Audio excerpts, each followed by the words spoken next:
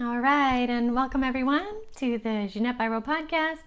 I'm Ginette Biro, and thank you so much for joining me today, as always. And today we are diving into the energies of May.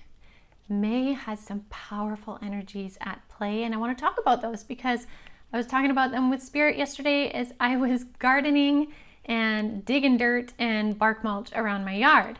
It's a wonderful time for me to tune in and have some chats with Spirit, and then of course I want to share them with you. And so when I talk about Spirit, I'm talking about the three guides of light. They were hanging around with me yesterday for a little while, and they wanted to talk about the energies at play this May, because there's a lot going on. And so first of all, I want to talk about how May 1st is Beltane.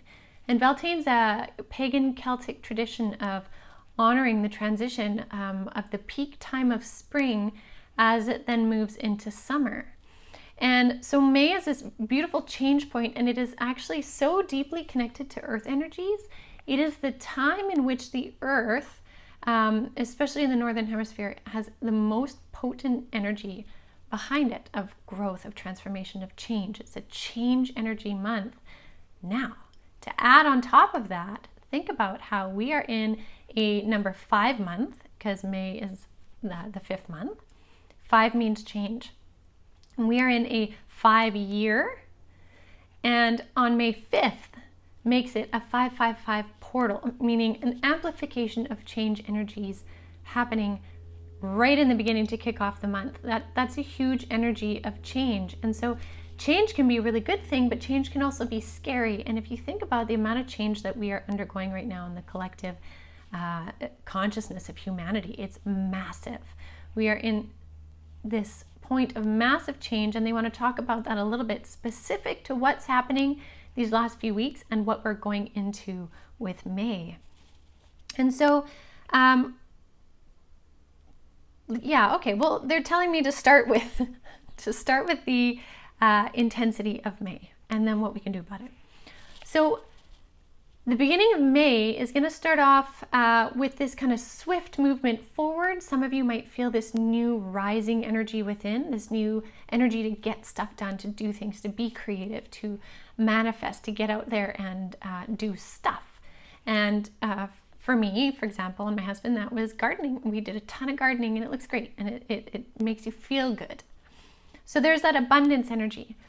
But there's also this collective energy of shift and change, which can cause this like underlying anxiety, because the month of May is said to be a month that is going to surface a lot more things. It's going to be very, has an opportunity to be very polarized. And so a lot of things are going to come to the surface so that we can shift them just as they have been, but with more energy and sass behind it. So when I say that the earth energies are really peaking in growth and change in May, what happens in the earth moves up through the collective consciousness. So just as much as changing and growing and blooming in from the earth, so too does that energy move through humans, meaning growth, change, transformation. And so we have to really be able to differentiate between the transformation we've seen within the last year to where we are now. And we can either stay in the old pattern of this fear energy that we actually really all kind of got dumped into with the pandemic, or we can take this change energy and focus in the direction where it's going, which can be good.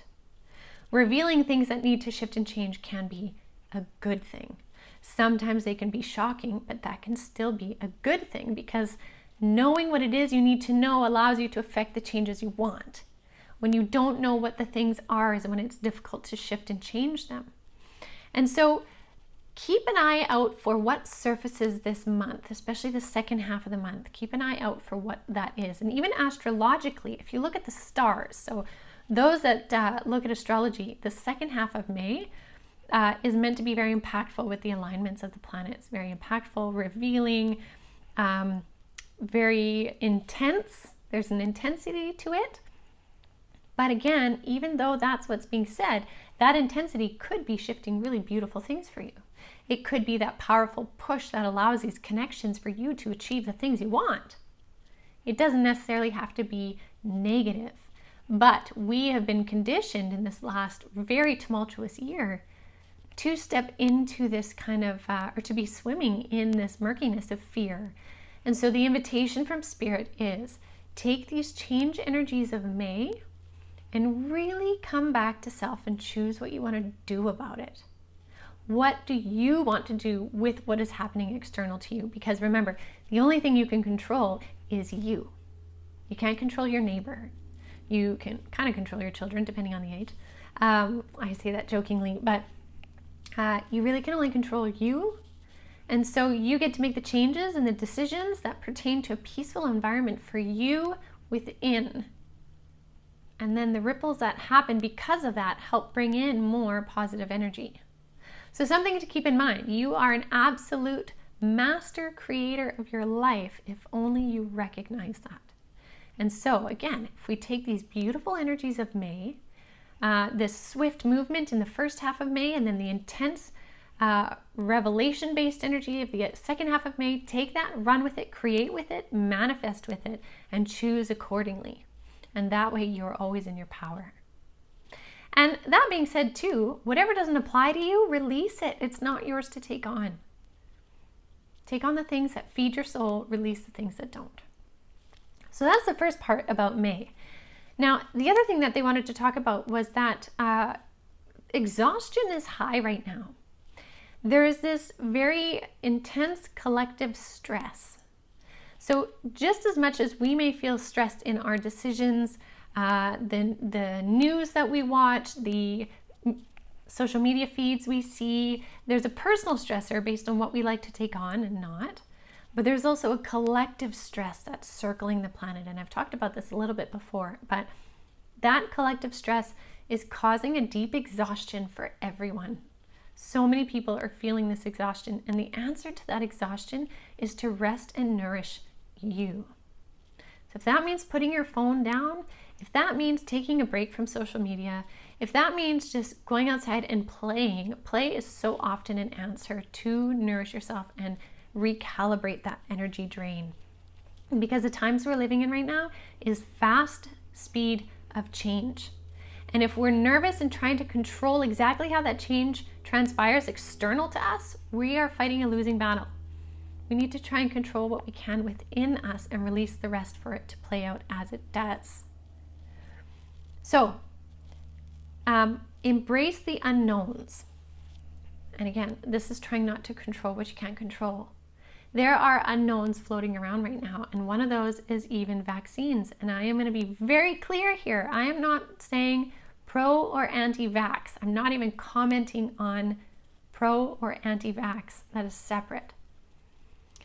But what I'm getting at is there are lots of unknowns in COVID, in vaccine, in opinions of vaccines, in news media, reporting sources, even the spiritual journey. There are lots of unknowns, and these unknowns cause stressors for people. So again, the invitation is to continually detach from the things that you can't fix in this moment. Recognize what you can make changes on and release the things you can't. Do your part to be your best self.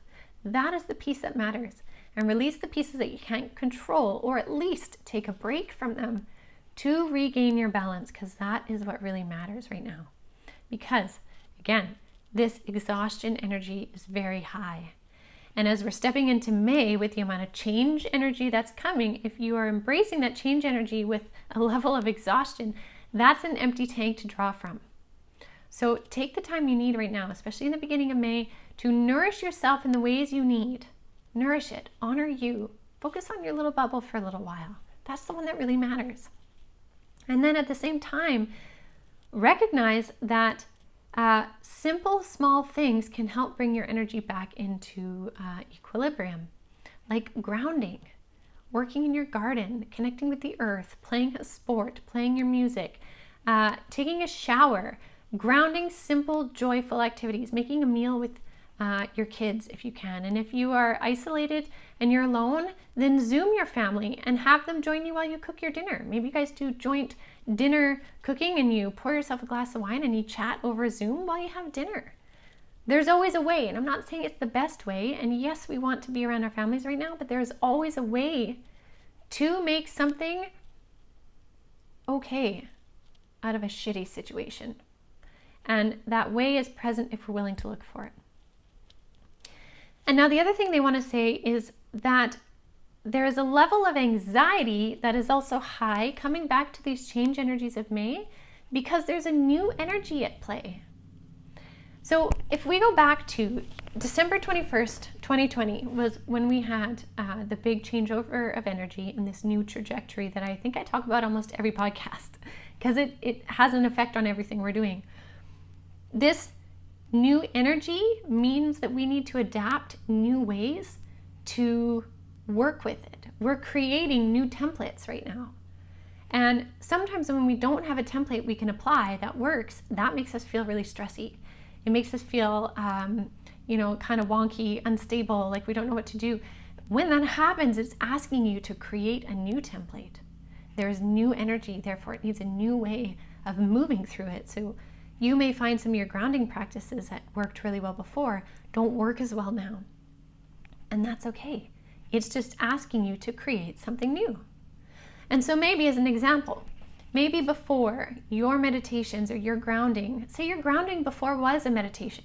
You would sit there, legs crossed, incense going, music going, and you would sit there, eyes closed. But maybe that doesn't work anymore. And if it doesn't work anymore, that's okay, because maybe your new meditative style is walking in the woods. It's forest bathing, walking meditation.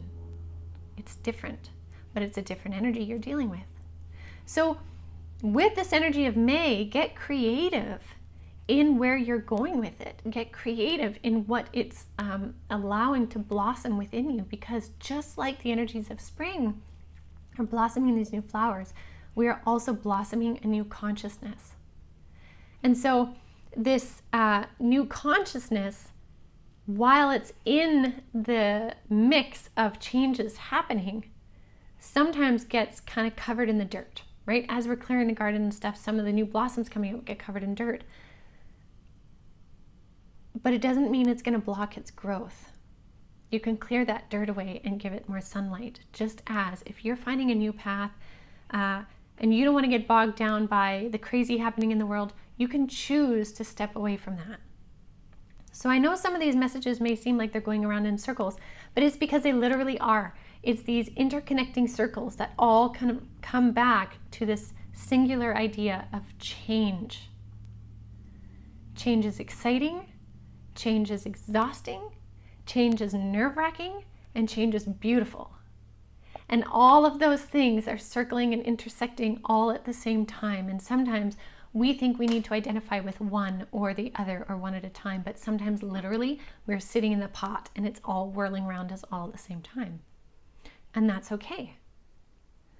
So the invitation from the three guides of the light was to embrace the new energy and embrace what that means for you. And in that experience of embracing it, if you need to rest, honor your rest. And I've put a couple posts out on social media, just small ones, saying like, it's okay to just totally be 3D, be human, play, be simple. No work needed, no ascension needed today. That's a very true thing. Just as much as we're ascending and growing, we need that same balance of being and doing and play. So allow those things to show you where you're at. If you're in the creative flow, be creative. If you're in the clearing flow, be clearing. If you need grounding and rest, ground and rest. There is no right way to do it. It's just a way of doing it with consciousness that honors you in your flow. So I hope that kind of makes sense. I'm curious to see what does unfold through May. If I get more insights of specifics, I will absolutely share with you guys.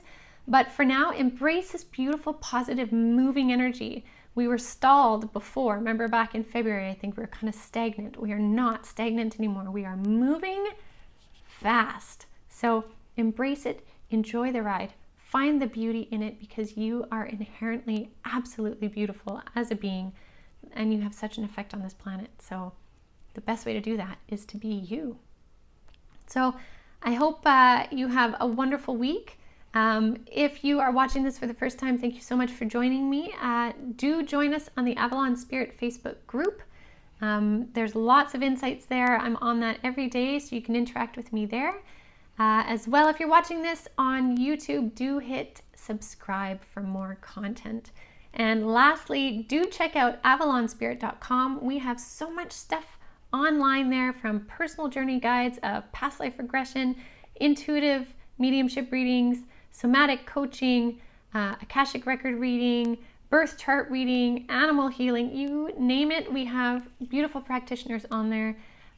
Also different courses that I'm offering, Cosmic Consciousness, where we dive into the consciousness of the cosmos once a month. We have the Lightworker Mentorship Circle, where you can learn your gifts and abilities to tap into spirit. And then we also have the Avalon Spirit Club, where my partner Lois dives into all kinds of stuff to do with learning consciousness. So check out avalonspirit.com. There's lots there. Plus my book. Check out my book there if you want to. It's all about my NDE and a little bit about why I do what I do. So sharing that with you guys because we're all learning and growing, and this is one avenue that I can offer that has lots of different things. So I hope you guys have a beautiful week, and I'll see you next week.